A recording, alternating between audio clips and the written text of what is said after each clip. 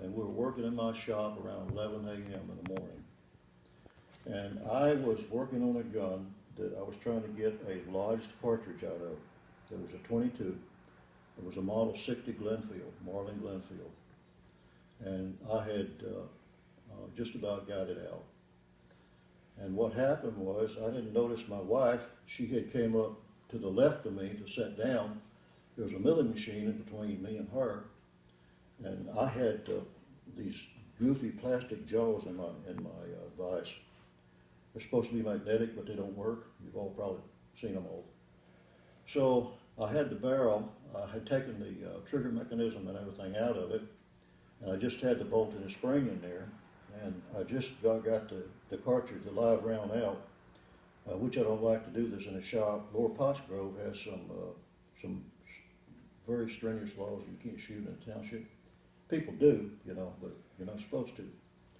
So at this time, the barrel of my rifle that I was working on kind of slipped down in the vice jaws, and my wife was shot. And about that time was, I guess, about maybe 10 after 11 in the morning. I got her up, I shoved her in my truck, and I got her down in Pottstown Hospital. And by the time I got her there, she was in very bad shape.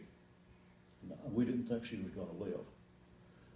And they airlifted her to Lehigh Valley Trauma Center. And I'll never forget sitting in an operating room with them cutting her clothes off, okay, and blood flowing everywhere.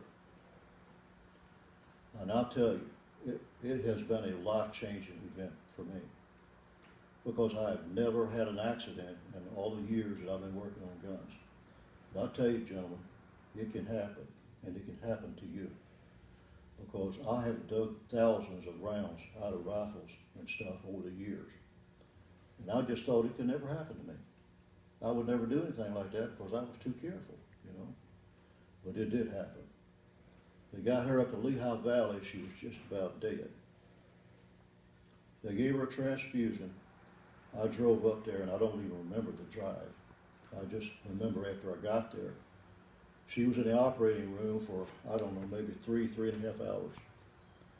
And during that time, I think I was in a fog, because I don't remember really what happened. Time was kind of like abstract. I just don't remember the time passing or how it passed. But she came out of the operating room, and she went right into ICU. And I called everybody I knew. My family all gathered around. They came in from Houston. They came in from Florida. They came in from everywhere they were, thinking that she was probably going to die. And at that time, I tell you, gentlemen, I spent a lot of time the next 3-4 days on my knees praying for God not to let her die. And what happened was, the next couple of weeks, she went through 3 major operations. This was from April the 5th of this year.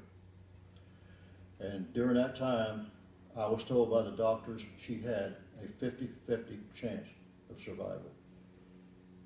And I didn't really know what I was going to do. It was, to me, it was surreal. I never thought it could happen or something like that. Where'd the bullet hit her? Hit her in the stomach on the right side, bounced around a little bit, and tore her internal, her organs apart a little bit. They had to resection her bowels. And what happened was, the next day, I was up all night, and for about 3 days, I didn't take a bath. I didn't do anything. I didn't eat.